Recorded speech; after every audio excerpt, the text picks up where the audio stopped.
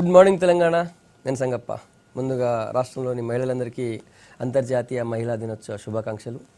ఇక పత్రికలో వచ్చినటువంటి ముఖ్యమైన వార్తలు చూసినట్టయితే సీఎం కేసీఆర్ మహారాష్ట్ర పర్యటనలో ఉన్నారు. గోదావరి నదిపై కట్టేటువంటి ఈ సాగునీటి ప్రాజెక్టుల నిర్మాణానికి సంబంధించి మహారాష్ట్ర ప్రభుత్వంతో ఒప్పందం కుదుర్చుకోబోతున్నారు.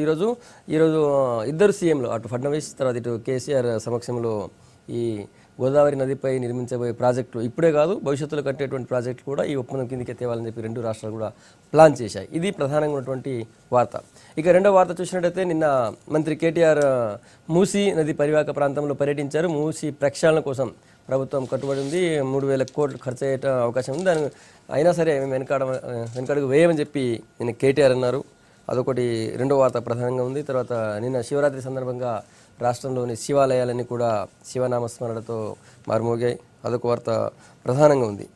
ఇవి ముఖ్యంగా ఉన్నటువంటి వార్తలు. ఈ అంశాలపై చర్చించేందుకు మనతో స్టూడియోలో బీజేపీ నుంచి ఆచార్య గారు, తర్వాత కాంగ్రెస్ నుంచి సీనియర్ నాయకులు గంట వెంకటరమణారెడ్డి గారు మనతో ఉన్నారు.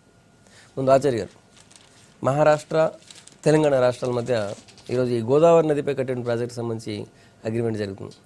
5 బ్యారేజీలు తుమ్మిడెట్టు నుంచి కింద మేడిగడ్డ వరకు.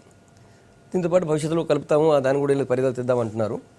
సరే, ఓవరాల్గా భారీ ప్రాజెక్ట్ ఆశించారు. ఇది జాతీయ హోదా ఉన్న ప్రాజెక్ట్ వస్తుంది అనుకున్నారు. చివరికి అది కాదు అని చెప్పి రీడిజైన్ చేసి ఇది ఇట్లా చేద్దామని చెప్పి రాష్ట్ర ప్రభుత్వం నిర్ణయించుకుంది. సో మీరు ఎట్లా చూస్తారు? అక్కడ మహారాష్ట్రలో బీజేపీ గవర్నమెంట్ ఉంది. ఇక్కడి రాష్ట్ర ప్రభుత్వము ప్రాణహిత చేవలని భాగాలుగా చేసేటువంటి ప్రక్రియను ఇక్కడ ప్రభుత్వం చేసింది.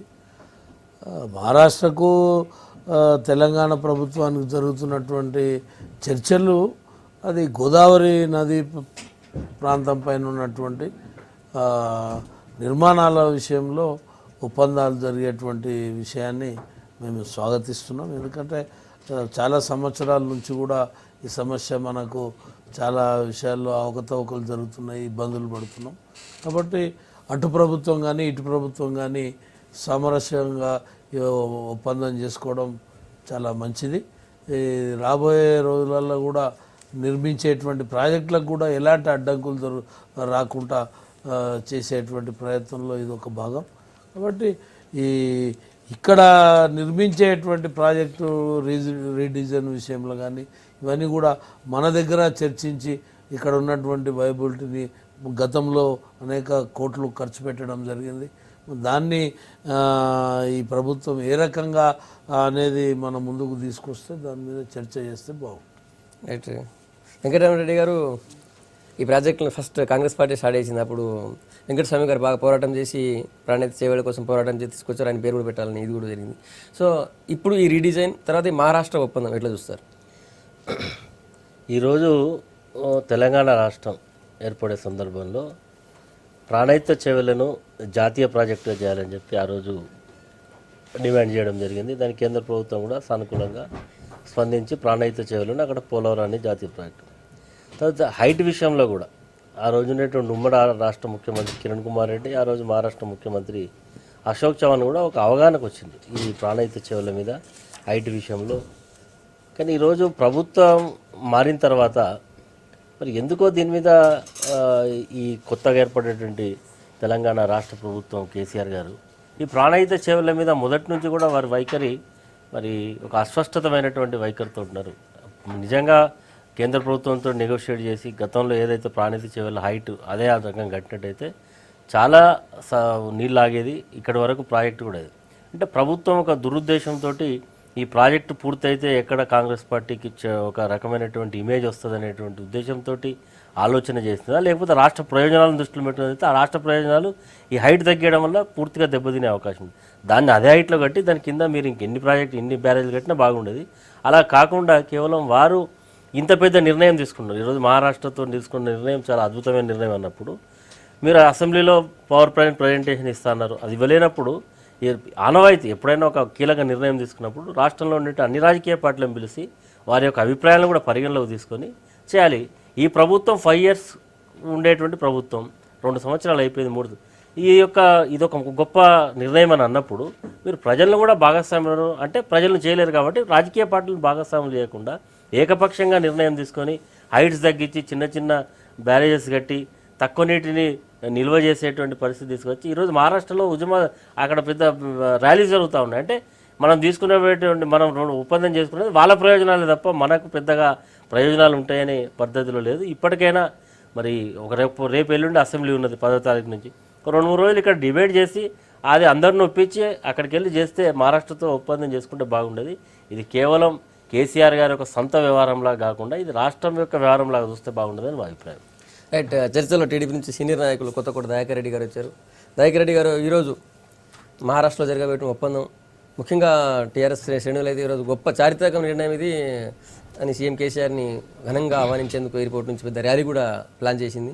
సో ఇట్లాంటి ఒప్పందం గతంలో ఎప్పుడు జరగలేదు. ఈ ఒప్పందం వల్ల 2 రాష్ట్రాలకు మేలు జరుగుతుంది, ముఖ్యంగా తెలంగాణకు బాగా మేలు జరుగుతుందని చెప్పి అధికార పార్టీ అంటుంది. ఇప్పుడు ఈ ఒప్పందం వివరాలు బయటకు వచ్చి ఆ పేపర్ బయటకు వస్తే తప్ప మనం పూర్తి స్థాయిలో స్పందించలేము. నిజంగానే తెలంగాణ రాష్ట్రానికి మంచి జరుగుతుంది తెలుగు వారికి అనుకుంటే డెఫినెట్గా అప్రిషియేట్ చేద్దాం, అట్లా ఇబ్బంది ఏం లేదు. కానీ గతంలో ఇంతకుముందు వెంకటరమణ చెప్పినట్లు ప్రాణహిత చేవెళ్లను 9,000 కోట్ల రూపాయలు ఆల్రెడీ ఖర్చు పెట్టి ఎన్నోసార్లు అవన్నీ కూడా పరిగణలోకి తీసుకొని అవి వేస్ట్ కాకుండానే ప్లాన్ చేస్తామని చెప్పినటువంటి వాళ్ళు ఇలా దాన్ని పక్కకు పెట్టేసి ఆ డబ్బులని వేస్ట్ అయినాయి. దాన్ని వేస్ట్ చేసేసి మళ్ళీ దీనిలో పెట్టేటువంటి పరిస్థితి అలా వస్తూ ఉంది. రేపు ఇంకోరు వచ్చి మళ్ళీ ఇది కూడా బాగాలేదు ఇంకోటి చేస్తామనంటే ఎక్కడికి పోతున్నాం మనం అది ఆలోచన చేయాలి. ఈ మహారాష్ట్ర 152 నుంచి 148 ఇవాళ జరిగేటువంటి ఒప్పందం 152 లెవెల్కి వస్తుందా 148కి వస్తుందా చూసిన తర్వాత మాత్రం మనం స్పందించగలం. టెంటేటివ్గా అయితే 5 బ్యారేజ్లు అన్నారు, అందులో 148 9 దగ్గర కట్టేది 148 అయితే డిస్ప్యూట్ లేదు, ఎప్పుడో చేసి ఉండాల్సింది. డిస్ప్యూట్ అంతా 152 చేయాలనే కదా మహారాష్ట్ర గవర్నమెంట్ ఒప్పుకోలేదంటే అప్పుడు. ఎప్పుడు 148కి ఎప్పుడు ఒప్పుకున్నారు, 152కి ఒప్పుకుంది. అది ఇక్కడ పాయింట్ గమనించాల్సింది ఏంటంటే 148 వాళ్ళు ఎప్పుడో ఒప్పుకున్నారు. అది ఒప్పుకునింటే ఈ మిగతా ప్రాజెక్టులో ఈ విషయాల్లో ఎప్పుడో ఆలోచన చేసేవాళ్ళు. అక్కడే ఆగిపోయింది సమస్య. 2 సార్లు కేంద్ర జనవరి సంఘం మీటింగ్ కూడా పెట్టింది. ఆ మీటింగ్కు ఉద్దేశపూర్వకంగానే మహారాష్ట్ర ఆ రోజు గైర్హాజరైంది. ఇలా అదే 148 వరకే పోదలుచుకుంటే మాత్రం డెఫినెట్గా ప్రయోజనాలు దెబ్బతిన్నట్టు అవుతాయి.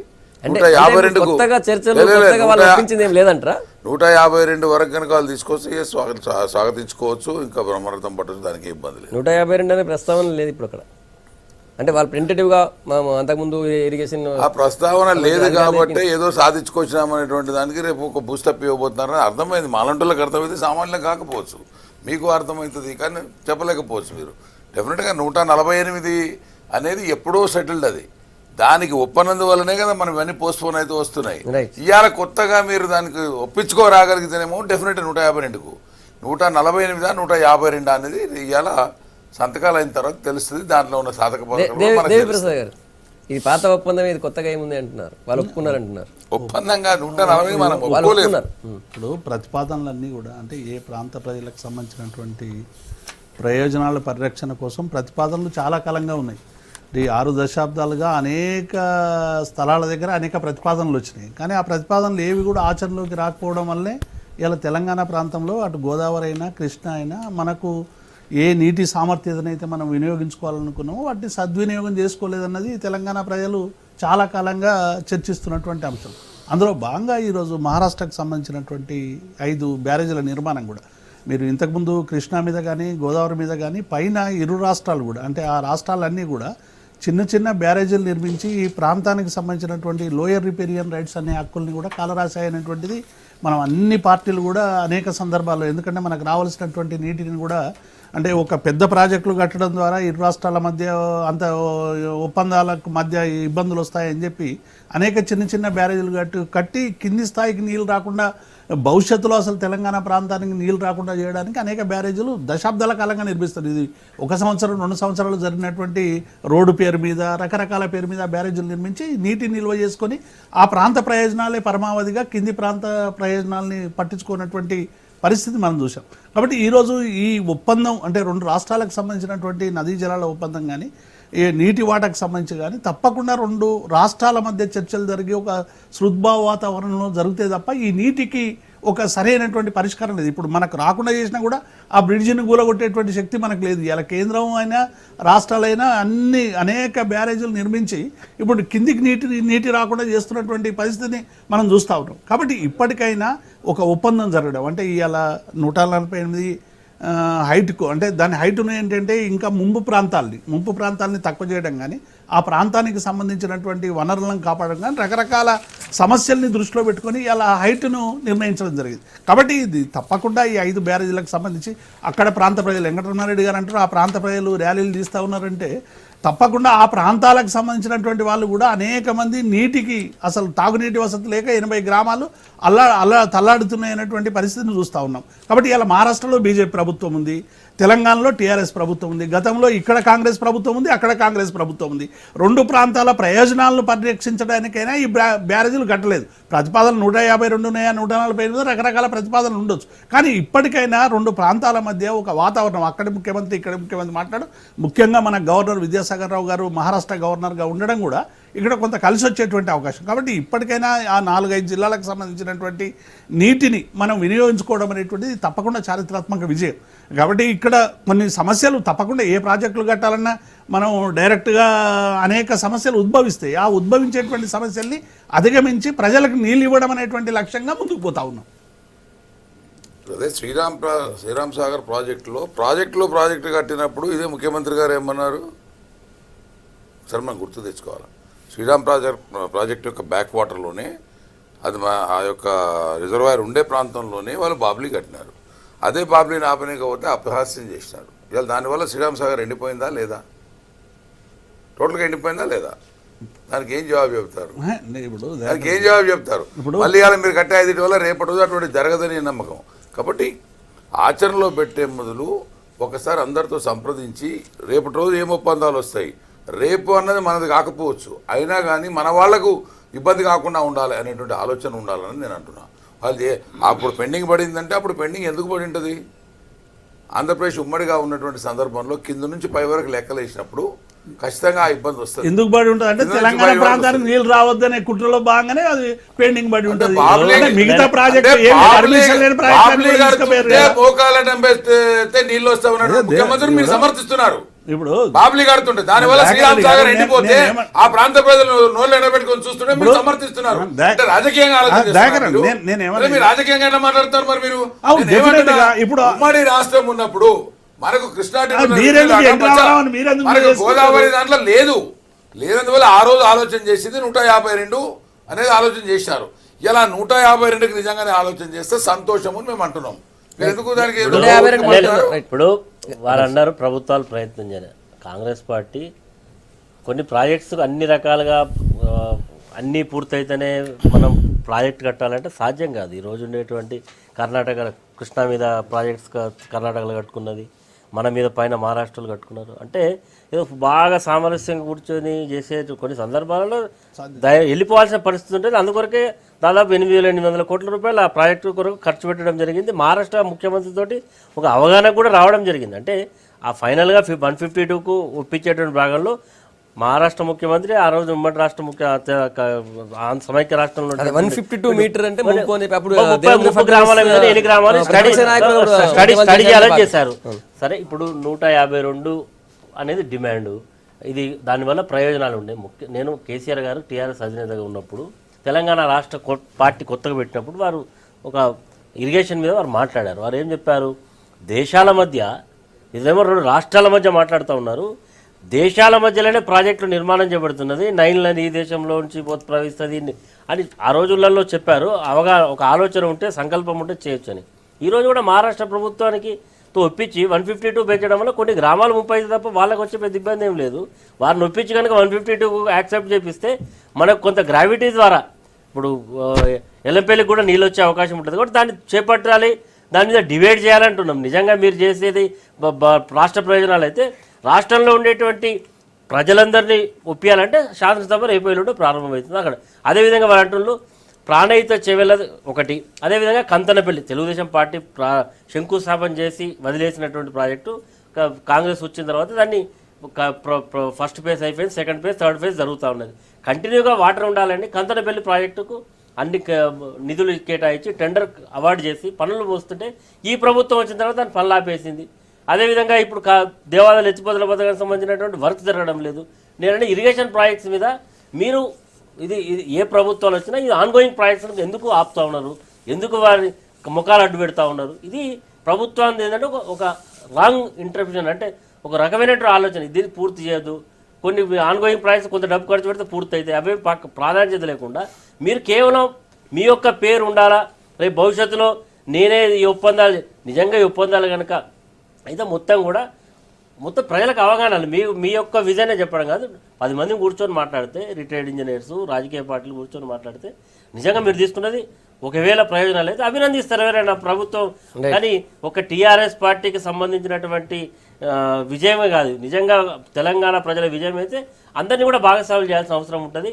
ఈరోజు ప్రాజెక్ట్స్ విషయంలో కూడా వరేమంటలు నేను మొత్తం చెప్తాను, వీళ్ళకి అసలు వాళ్ళ అవగాహన. గతంలో మీరేదైతే వ్యాప్కో సంస్థ ఉందో అదే వ్యాప్కో సంస్థ ఇచ్చినటువంటి ప్రతిపాదనల ఆధారంగానే ఆనాటి ప్రభుత్వాలు ముందు పోయినాయి. మళ్ళీ అదే వ్యాప్కో సంస్థని మీరు ముందు పెట్టిళ్ళు, వాళ్ళు మళ్ళీ ఏదో మార్చాలంటున్నారు, రీడిజైన్ అంటున్నారు. అసెంబ్లీలో శాసనసభ్యులందరూ కూడా అవగాహన కల్పించే విధంగా పవర్ పాయింట్ ప్రెజెంటేషన్ చేస్తా అంటే ప్రతిపక్షాలు అడ్డుకున్నాయి, అందుకే సస్పెండ్ చేసి బయట పంపించారు. కరువు మీద మాట్లాడాలి అక్కడ పంపించిన తర్వాత వాళ్ళు చేసుకుని ఉండొచ్చు. అంటే మేము చెప్పినట్టు సభలో పెద్దసారి చెప్పినట్టే నడవాలి, మేము ఏం చెప్తే గదే వినాలంటే నడవదు. ప్రజాస్వామ్యంలో ప్రతిపక్ష పార్టీలకు కూడా కొంత మాట్లాడే స్వేచ్ఛ ఉండాలి. ఆ రోజు జానారెడ్డి గారు ప్రయత్నం చేశారు అన్ని రాజకీయ పార్టీలను కూర్చోబెట్టి, ఇది ఇట్లా కాదంటే లేదు మేము చెప్పినట్టు కరువు మీద చర్చలో రుణాల మాఫీ విషయంలో ప్రభుత్వం నిర్లక్ష్యం వివరించింది. అప్పుడు సభను అడ్డుకునే చేస్తే ఎవరైనా సభలో సెక్షన్లో, నేను కూడా ఎమ్మెల్సీగా ఉన్న ఎమ్మెల్యే ఒకరోజు సస్పెండ్ చేశారు, మొత్తం ఆ సెక్షన్ మొత్తం కూడా సస్పెండ్ చేసి బయట పంపిస్తారా? అంటే ప్రభుత్వం ఏంటంటే చర్చించడానికి సిద్ధంగా లేదు, ప్రతిపక్షాలకు గొంతు ముయ్యాలి, నోర్లు ముయ్యాలి.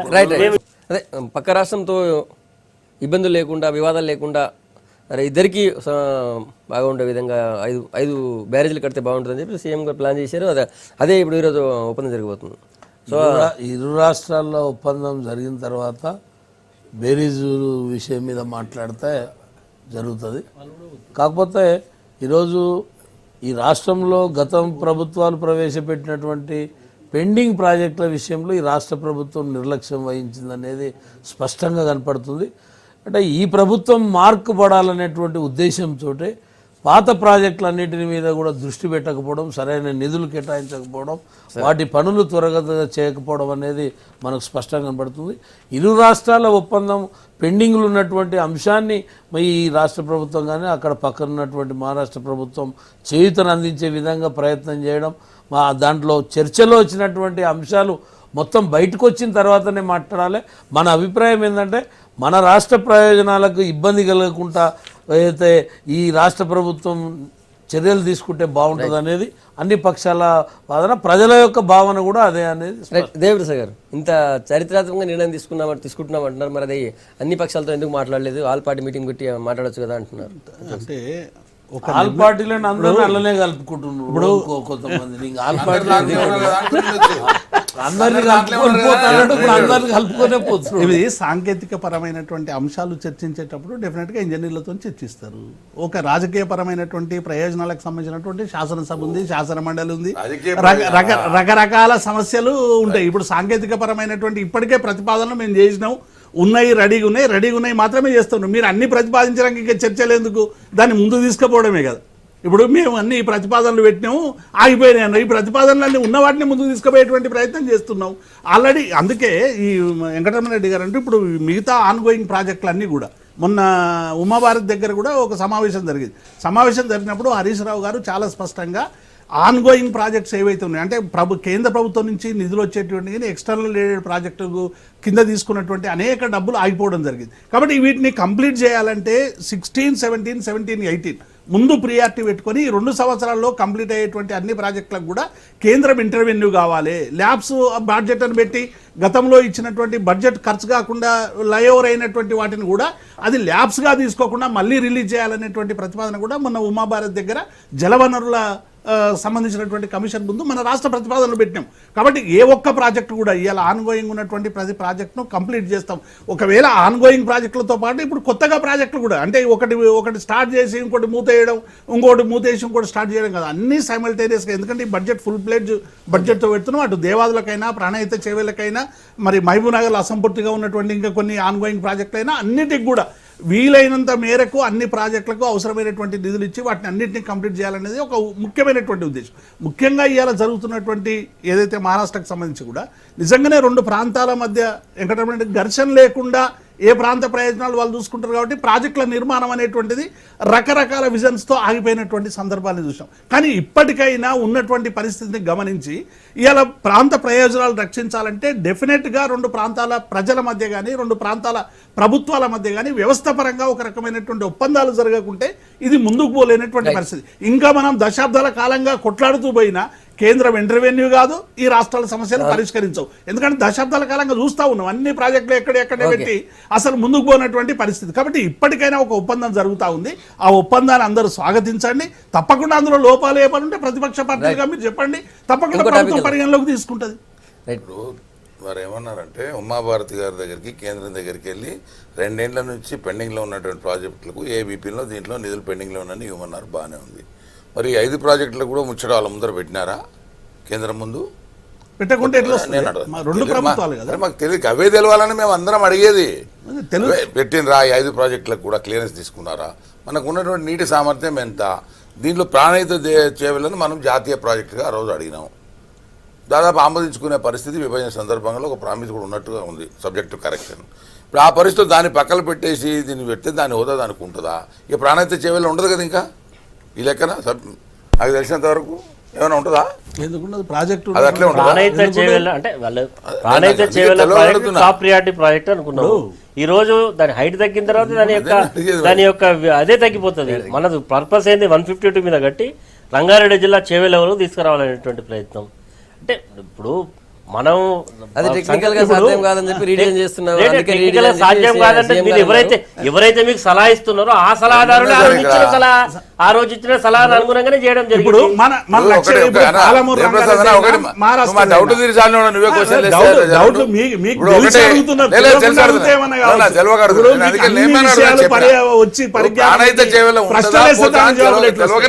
ఉంటుందని మీరు చెప్పారు కదా, అమ్మాట రికార్డు ఉంటుంది కదా, చూస్తాం.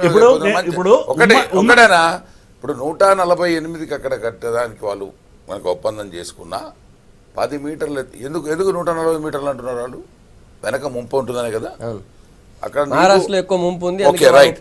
ఒకవేళ దానికి ఉంటే ఈ అగ్రిమెంట్ లో అక్కడ ఒక 10 మీటర్లు ఎత్తున ఒక లిఫ్ట్ ఏర్పాటు చేసి తరలించుకోవడానికి ఒప్పందంలో ఉంటే వెల్ అండ్ గుడ్. మీరన్నట్టు అవన్నీ అదే చెప్తున్నా. మరి అదే అర్థం చేయ ఒక అడగోలుగా మనం మాట్లాడుతున్నాం. మేము అడగోలుగా మాట్లాడుతున్నాం మీరు అనుకుంటే తప్పది. 145 మీటర్లకే ఒప్పందం కనుక జరిగితే మనకు నష్టం జరుగుతుంది. This will be on record. చూడండి మీరు రేపొద్దున. సో దాంట్లో ఒకవేళ అది వాళ్ళకి చెప్పే కారణం ఏంటి? వెనక ముంపు. ఓకే, దెన్ అక్కడ లిఫ్ట్ పెట్టుకోవడానికి అనుమతి ఇచ్చారా? ఈ ఒప్పందంలో ఉందా లేదా చూడాల్సిన అవసరం ఉంది అని అంటున్నా. పెట్టారేమో ముఖ్యమంత్రి, మాకు తెలియదు కదా, బయట ఏం చెప్పలేదు. కాకపోతే మాత్రం వయా మీడియాగా ఎన్ని రోజులు పెండింగ్ ఉన్నది, ఇవన్నీ నష్టాలు జరుగుతాయి అనేది మనకు ఉన్నటువంటి అలాట్మెంట్ కంటే కూడా తక్కువ జరుగుతుంది అనేది. ఇంకోటి ఇక్కడ ఏంటంటే మనకు బచావ ట్రిబ్యునల్ లెక్క గోదావరి మీద ట్రిబ్యునల్ లేదు నాకు తెలిసినంత వరకు. చాలాసార్లు అడిగిన రాష్ట్రాలు వేయలేదు కేంద్రం, అప్పుడు కానీ ఇప్పటిదాకా కూడా వేయలేదు. అయినప్పుడు ఈ అన్ని రాష్ట్రాలు ఒప్పుకుంటే మాత్రమే అనేది ఒక వర్డ్ ఉన్నట్టుంది. అన్నప్పుడు మళ్ళీ రేపు ఏమైనా ప్రాబ్లం వస్తుందా ఒకసారి ఆలోచన చేయాలా? దాన్ని అన్ని పెద్దగా దీనిలో పెట్టినారా లేదా? కాదనుకోండి వయా మీడియాగా ముఖ్యమంత్రి 150 మీటర్ల కన్నా ఒప్పించుకొని రాగలిగితే, సంతకాలు చేసుకొని రాగలిగితే డెఫినెట్గా కొంతవరకు ప్రశంసించు. రైట్. వెంకటరామరెడ్డి గారు ఇంకొక ఇష్యూ చూస్తే నిన్న మంత్రి కేటీఆర్ గారు మూసీ పరివాహక ప్రాంతాలను తిరిగారు, నిన్న పర్యటించారు. మూసీని శుద్ధి చేయాలి, మళ్ళీ గతంలో ఉన్నటువంటి మూసీలా తయారు చేయాలి అని చెప్పి ప్రభుత్వం కట్టుబడి ఉందంటున్నారు. సో మరి ఇప్పుడున్న పరిస్థితుల్లో మూసీ మొత్తం కబ్జా గురైంది. ఫస్ట్ మురికి నీరు కంటే కూడా అంతకంటే ముందు మూసే లేదు. ఇప్పుడు కొద్దిగా ఇది రంగారాజు ఆ ఏరియాలో ఏమైనా ఉంటూ ఉండొచ్చు, బాబుఘాట్ ఏరియాలో, కానీ ఇప్పుడైతే మూసిపోయే చిన్న కాలువలాగా ఉంది కదా. అది సాధ్యమవుతుందంట? ప్రభుత్వం మీద ఎట్లాంటి ప్రెజర్ ఉంటుంది, ఎట్లా చేయొచ్చు? మీరు ఒక ప్రతిపక్ష పార్టీకి చెప్పండి. సరే, ఇప్పుడు సంఘాలు ప్రభుత్వానికి చేయాలనేటువంటి ఉద్దేశం ఉంటే సాధ్యమవుతుంది. కానీ ప్రభుత్వాలు చాలా ఉద్దేశాలు ఉన్నాయి. అంటే నేను అనేది ఏ ప్రభుత్వమైనా రాష్ట్రం యొక్క బడ్జెట్ ఉండేటువంటి వెసులుబాటు, మరేమో ఒక పక్క ప్రాజెక్ట్స్ టాప్ ప్రియారిటీలో, అంటే మొదలైనది టాప్ ప్రియారిటీలో ప్రాజెక్ట్ తీసుకోవాలి. మూసీ నదిని కూడా సుందరీకరణ చేయాలి, దానికి కావాల్సినటువంటి కాపుదా గురించి దాన్ని చక్కగా చేయాలి. ఇవన్నీ కూడా చేయాలి. ఎందుకంటే మూసీ ఒకప్పుడు ఇంత హైదరాబాద్ నగరంలో ఇంత జనాభా లేదు.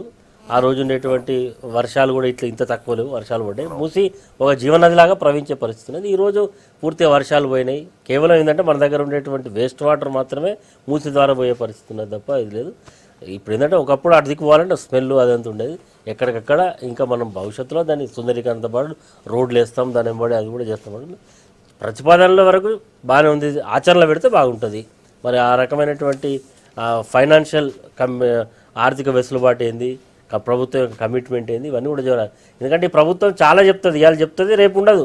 మీరు చూసారు చాలా హైదరాబాద్ నగరం చూసి చాలా చెప్పిండు. ఇప్పటిదాకానే 2 ఏళ్ళు అయిపోయింది. ఏ ప్రభుత్వాన్ని కానీ 5 సంవత్సరాలే కాలపరిమితి. 5 years తర్వాత మళ్ళీ ఫ్రెష్గా జడ్జిమెంట్ పోవాల్సి వస్తుంది. 2 ఏళ్ళు అయిపోయింది, ఇంకా 3 ఏళ్ళు ఉన్నది దగ్గర. ఈ 3 ఏళ్లలో వారు ఎంతవరకు చేయగలుగుతారు, ఏమేమి చేయగలుగుతారు, వాళ్ళ ప్రామిసెస్ చాలా పెద్ద ఎత్తున ఉన్నాయి. మేము 1,00,000 ఎకరాలు ప్రతి నియోజకవర్గానికి 1,00,000 ఎకరాలు నీళ్ళు ఇస్తామన్నారు, కాలడ్డం పెట్టి నీళ్లు వారిస్తామన్నారు. మరి ఎప్పుడు కాలడ్డం పెట్టాలి, ఎప్పుడు 1,00,000 ఎకరాలు నీళ్ళు రావాలి, ఎప్పుడు ఫ్లైఓవర్స్ వేయాలి, ఎప్పుడు మన మూసిన ఇది ఉంది కదా గండిపే మన హుస్సేన్ సాగర్ని ఎప్పుడు క్లీన్ అండ్ చేసి నా పెద్ద బిల్డింగ్లు ఎప్పుడు కట్టాలి, ఇవన్నీ కూడా మాటలైతే ఆలోచన అయితే పెద్దగా ఉంది.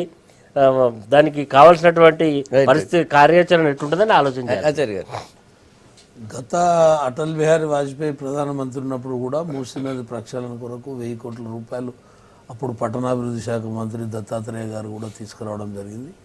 దాని ప్రక్షాళనలో అంతర్భాగంగా పైప్ లైన్ సిస్టమ్ వేసి సిటీ దాటించాల్సినటువంటి నిర్ణయాలు కూడా తీసుకోవడం, ఆ పనులు కూడా ప్రారంభం చేయడం జరిగింది. దానివల్ల కొంత ఈ స్మెల్ అనేది తగ్గించినటువంటి పరిస్థితులు ఉన్నాయి. ఇలా 3,000 కోట్ల రూపాయలు పెడతారా, 8,000 కోట్ల రూపాయలు పెడతారా అనేది రేపు బడ్జెట్లో తెలుస్తుంది. ఇలా ఏదేమో 3,000 కోట్లు రాష్ట్ర బడ్జెట్ కదా, రాష్ట్రంగా వాళ్ళ జిహెచ్ఎంసీ నాబార్డ్ నుంచి రుణం తీసుకోవడం, తర్వాత గ్రీన్ క్లైమేట్ ఫండ్ ఏదున్నా నిధులు సేకరిస్తామని ఈ ప్రభుత్వం ఆర్భాటంగా ప్రచారం చేయడంలో దీనికి మించిన ప్రభుత్వం ఇంకోటి ఉండదు. చెప్పినంత ఈజీగా పనులు జరుగుతున్నాయనే దానికి వెనక్కి తిరిగి చూస్తే వాళ్ళు ఇచ్చినటువంటి మాటలన్నీ కూడా, చెప్పినటువంటి స్కీమ్లన్నీ కూడా 1-2 చేసి మిగతా అన్నీ కూడా అగో అక్కడ చేసినాం అనేటువంటి విధంగా జరుగుతున్నది. డబల్ బెడ్రూమ్ ఇల్లు కావచ్చు, వాటర్ గ్రిడ్ కావచ్చు, లేకపోతే మిషన్ కాకతీయ కావచ్చు, అనేక నిధులు, మళ్ళీ హాస్పిటల్స్ కావచ్చు. ఇలా అన్ని విషయాల మీద వాళ్ళు ఒక బ్రహ్మాండమైన వ్యూని ప్రజల ముందు ఉంచడం జరుగుతుంది. ఇలా మొన్న గెలిచినటువంటి ఒక ఊపులో ఈ ప్రక్షాళన విషయంలో వాళ్ళు ప్రయత్నం చేయడం, ఎందుకంటే వాళ్ళు చేస్తామంటే ఒక ప్రతిపక్ష పార్టీలుగా వద్దనేటువంటిది కాదు కదా, ఇంకా చేయాలి. దాన్ని చేసి చూపిస్తే నిజంగానే ప్రజలు దాన్ని హర్షిస్తారు. ప్రక్షాళన కోసం ప్రభుత్వం ముందడుగు వేయడం. గతంలో మూసీ ప్రక్షాళన అన్న సమస్య వచ్చినప్పుడు మూసీ నది కానీ దాని పరివాహక ప్రాంతం కానీ క్యాచ్మెంట్ కానీ ఎంత రిలీజ్ ఎంత వాటరు ఈరోజు ఎంత ఉంది మనం ఆలోచన చేస్తే జవాబు దొరుకుతుంది. ఇలా పరిస్థితి అయితే కనపడతలేదు. క్యాచ్మెంట్ అంతా ఎక్కడికక్కడ బ్లాక్ అయిపోయింది, కబ్జాలతోనో దేనితోనో. మనకి హిమాయత్ సాగర్ మూసీకి వచ్చేదంతా మెయిన్ స్ట్రీమ్ అంతా హుస్సేన్ సాగర్, హిమాయత్ సాగర్ నుంచి రావాలా. దాంట్లోనే నీళ్ళు ఇలా దాదాపు ఒక 6-7 ఏళ్ల నుంచి తగ్గుతూ పూర్తిగా ఇలా తగ్గిపోయిన పరిస్థితి కనపడతా ఉంది. మరి దాన్ని సుందరీకరణ చేద్దామంటే దాని మీద ఏమన్నా స్లాబ్ వేస్తారా ఇటు నుంచి ఆడదాకా, లేకపోతే ఆ పక్క ఈ పక్క రోడ్ వేస్తారా, రోడ్ వేసి ఏమైనా గార్డెన్స్ ఇస్తారా, బృందావన్ గార్డెన్స్ లాగా ఏమైనా తయారు చేస్తారా తెలియదు. బెటర్ ఈజ్ అదే నదిలో రిలీజ్ ఇలా తక్కువైంది కాబట్టి డైరెక్ట్గా పైప్ లైన్ వేసుకుంటే కూడా సరిపోతుంది. గతంలో ఇప్పుడు చారి గారు చెప్పినట్టు పైప్ లైన్స్ అవన్నీ వేసి ఎక్కడికక్కడ రాకుండా కట్ చేసి డైవర్ట్ చేసినారన్నారు కదా, ఆ పద్ధతిలో ఆల్రెడీ ఇప్పుడు మూసీ కూడా అప్పుడంత పరివాహక ప్రాంతంలో అంత సేఫ్గా ఇప్పుడు అప్పుడంత లేదు. మనం చూసినాం ఇమ్లీ పని ఎక్కడ వచ్చింది, మూసీలోనే వచ్చింది. ఆ తర్వాత కొంత కబ్జాలు మనం చూస్తూ ఉన్నాం. ఎక్కడికక్కడ అప్పుడు వెనకడికి నిజాం ఉన్నప్పుడు కట్టినటువంటి ఆ స్టోన్స్ ఏవైతేనో ఒక్కొక్క చోట తూలుతూ పోతున్నారు, దాన్ని నింపుతూ పోతున్నారు. సో ఇవన్నీ కూడా గమనించినప్పుడు సరే చేయాలి. సెంటర్ ఆఫ్ ద సిటీలో ఉంది, ఓల్డ్ సిటీకి న్యూ సిటీకి మధ్యలో ఉంది, దానికి ఒక చరిత్ర ఉంది వెనకటి నుంచి కూడా. కాబట్టి సుందరీకరణ చేస్తే మంచిదే, కానీ సుందరీకరణ పేరుతో మరొక మభ్యపెట్టేటువంటి కార్యక్రమం ఇప్పుడు. ఎందుకంటే మొదలు హుస్సేన్ సాగర్ తీసుకున్నారు కదా, అది కానివ్వండి వింటున్నాం మేము. హుస్సేన్ సాగర్ అయిపోయిన తర్వాత మూసీ వెంబడిపోయండి, అన్నీ పెట్టుకుంటూ పోతే మీరు ఏది చేయలేరేమో అనేది మా బాధ. కాబట్టి ఏదో ఒకటి తీసుకున్నారు, హుస్సేన్ సాగర్ని అనుకున్నారు, దాన్ని ఏమైంది, ఎంతవరకు వచ్చింది, దాని బడ్జెట్ డబ్బులు ఉన్నాయా లేదా, మళ్ళీ రికవరీ ఎట్లా వస్తుంది, మీరు నాబార్డు నుంచి తెచ్చుకుంటామంటున్నారు. ఆ అప్పులను ఎవరిని ఎత్తిన పడతాయి రేపు పొద్దున. తెలంగాణ కోరుకున్నప్పుడు ఇవన్నీ ప్రక్షాళన కావాలని ఇవన్నీ చేయాలని కాదు కోరుకున్నది. మొదలు ఆ కార్యక్రమాలన్నీ కంప్లీట్ చేసిన తర్వాత నిధులు మిగులు ఉంటే డెఫినెట్గా వీటి వైపు ఆలోచన చేయండి. అంతేగాని ఒకవైపు నిధుల కొరత, ఇంకోవైపు మనకు ఉన్నటువంటి ప్రాజెక్టులు ఇవన్నీ కూడా మనం విపరీతంగా అనౌన్స్ చేసుకున్న పోయిన పరిస్థితుల్లో అదంత ముఖ్యం, తక్షణ కర్తవ్యం కాదని నేను అనుకుంటున్నా. మంచిది కాదని నేను అనడంలా, కానీ తక్షణ కర్తవ్యం అయితే అది కాదు. దానికంటే ప్రియారిటీస్ చాలా ఉన్నాయి, వాటి మీద దృష్టి పెట్టాల్సిన బాధ్యత ఉంది. అది పెట్టండి. ఊరికే ప్రజలను ఆచార్య గారు చెప్పినట్టు ఇటువంటి అన్నీ చెప్పేసి అనేసి ఒక భూమి చూపించేసి ఇవంతా చేద్దాం అనుకున్నారు. చివరికి మమ్మల్ని ఓడగొడితే మేము ఏం చేయలేకపోయినాం అనేటువంటి రోజు వస్తుందా?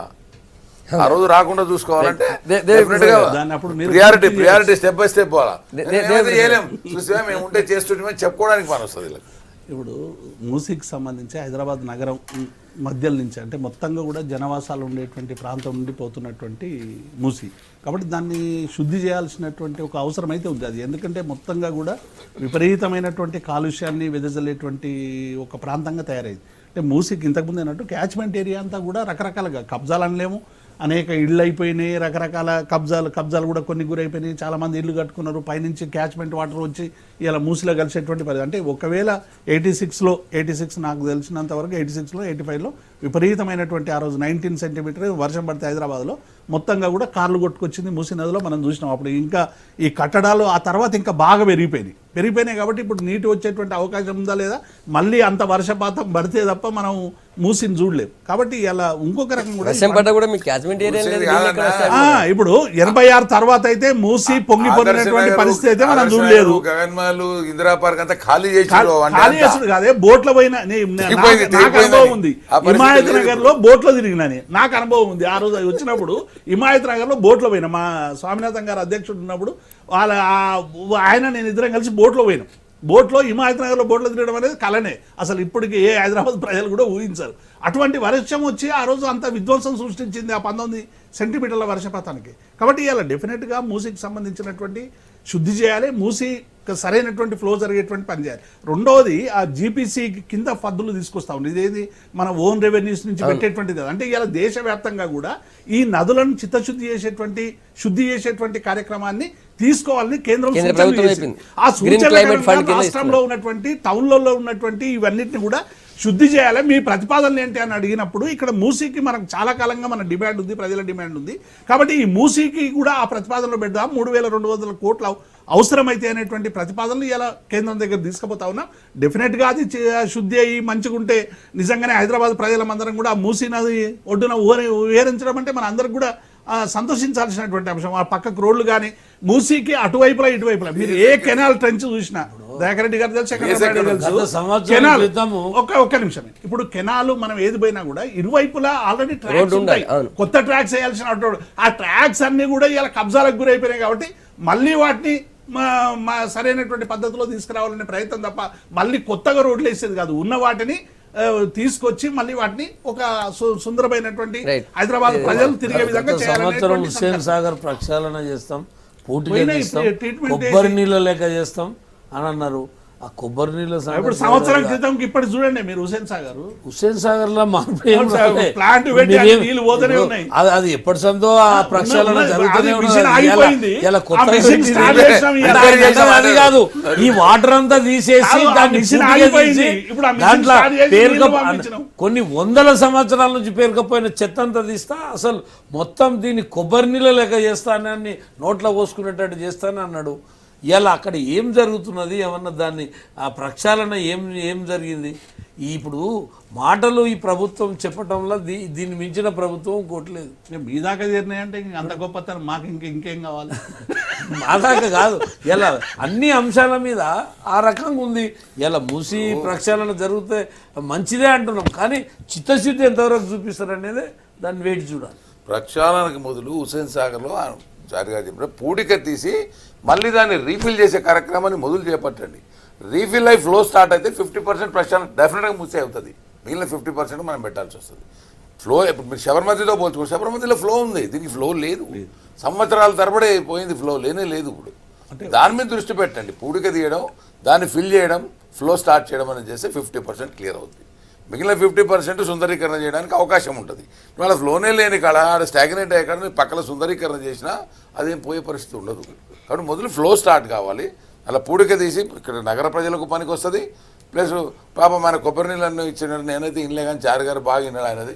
ఆ కొబ్బరి నీళ్ళు కాకపోయినా కనీసం ప్లాంట్ నీళ్ళలాగానన్నా ఆ నీళ్ళని తయారు చేసి నగర ప్రజలకు అందిస్తూ ప్రక్షాళన మీద పడితే బెటర్.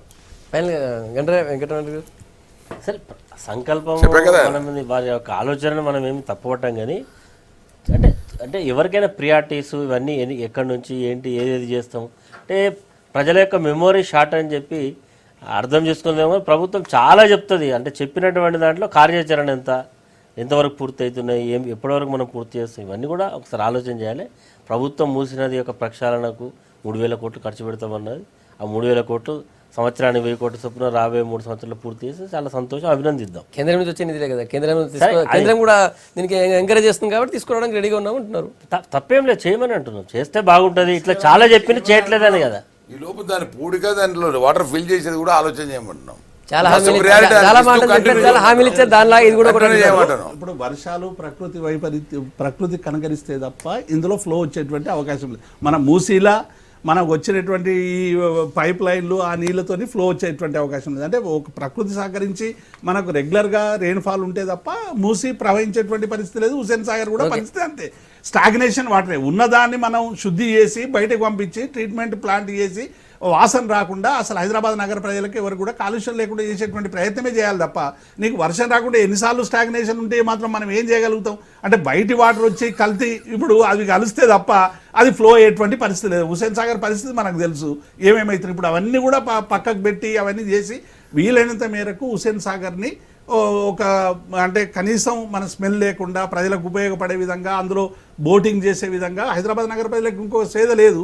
ఇరుకు గదిలో ఉండే ఎక్కడ చేసినా ఏం చేయలేదు కదా, ఊరికి మాట చేయలేదంటే ఒక సంవత్సరం కింద హుస్సేన్ సాగర్ దగ్గరికి పోతే ఇప్పుడు పోతే తెలుస్తుంది. అప్పుడే స్మెల్ ఉండే ఈ స్మెల్ కూడా హుస్సేన్ సాగర్ బోట్ల తిరిగినాము, ఇప్పుడు కూడా చూస్తూనే ఉన్నాం.